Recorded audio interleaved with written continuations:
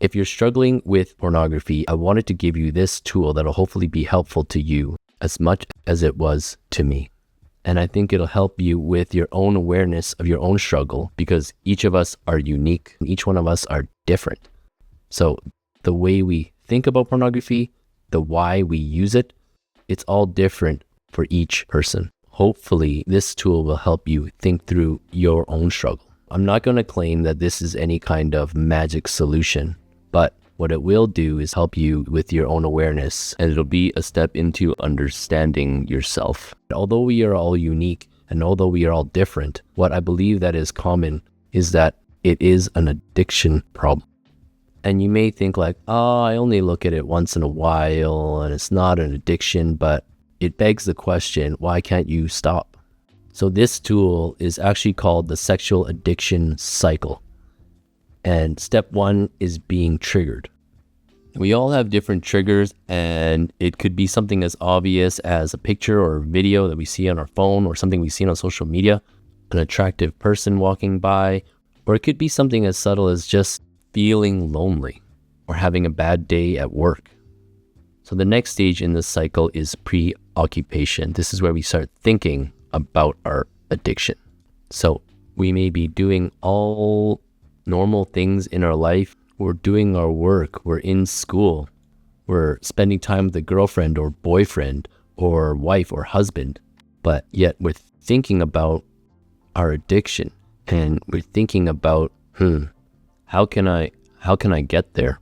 We're planning when it needs to take place, what needs to happen so that we can act out. Maybe it's finding a safe space, maybe it's finding alone time, maybe it's thinking about what movie should I watch or what videos should I watch that will lead me up to that point. Which leads to stage 3, which is ritualization. Now we start putting our thoughts into actions. In ritualization, you begin to do the routine things that will lead you into acting out. Maybe we start watching suggestive movies. Maybe we start scrolling on social media, trying to find something a bit more risque. You're not just thinking about porn, now you're doing something about it. And maybe you have your own ritual. Where is that? What does that look like? You're going to the places, you're opening the apps, you're reading the books, whatever it may be that is leading you into this cycle of addiction. More and more, you're becoming tunnel visioned. Then as you get deeper and deeper into your rituals, the more you get preoccupied with these thoughts, you end up acting out. That is stage 4. You end up watching pornography or masturbating, which leads us to the 5th stage of the addiction cycle, which is remorse and despair.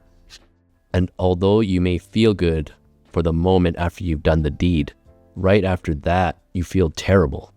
You feel remorse, you feel shame, you feel tremendous disgust about yourself. And with how accessible porn is these days, you can go from being triggered to acting out, and then just feeling despair and shame. And we bypass preoccupation, we bypass ritualization, and we don't even know what that looks like for ourselves. However, if you try to stop yourself and you try to stop this cycle, you'll see it start to slow down. And then you'll start to see how your triggers start to become plans, and where you're preoccupied with all these different thoughts and plans of what you want to do and how you want to watch porn and how you want to masturbate, and how you could be living your normal life, but all the while your mind is somewhere else. And I want to preface this by saying this is just one tool that'll hopefully be helpful for you. I know there's so much more to pornography addiction than just this, so I'm hoping to share more on this channel about this for sure. Problem is, awareness isn't enough to stop you. It could be a helpful tool, yes, but it's not a magic solution. So if we know that awareness is not enough, is there something that we can do as an action step with the knowledge that we have now of the addiction cycle? Well, I want to tell you something that really works, and it works much more effectively than just knowing our addiction cycle. And that is, when you are triggered, you confess that to someone that you trust. Often we've practiced confessing after our sin, after we have fallen, after we have acted out, when we are feeling that remorse. That is a good first step, but it won't prevent you from acting out again. If you actually confess those triggers to someone that you trust, you know that they know, and that will prevent you from really moving forward in that cycle. It'll stop you from being preoccupied. It'll stop you from ritualizing. And I want you to tell someone that is other than your girlfriend, other than your wife, and other than God. Tell a human person. So what does that look like? Maybe you would confess to a friend, hey, I saw this video on my phone today and it's triggered me. Or I saw this lady that was walking by and that's triggered me. Or, hey, I'm going on a work trip alone. I know that I might act out. I'm just letting you know so that I don't go any further. It isn't enough to have an accountability group just for when we fail, but it's important for us to have accountability to stop ourselves from sinning. I can tell you this works, but it's very, very difficult.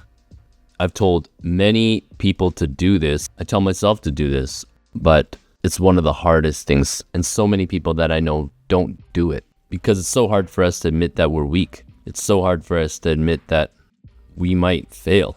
If you reach out to a friend when you are triggered and you let them know that you are triggered, the chances of you actually acting out drops dramatically. I hope this helped you. Send it to a friend, send it to someone that you might think it'd be helpful. And I hope that your struggle with pornography would get better and better each day.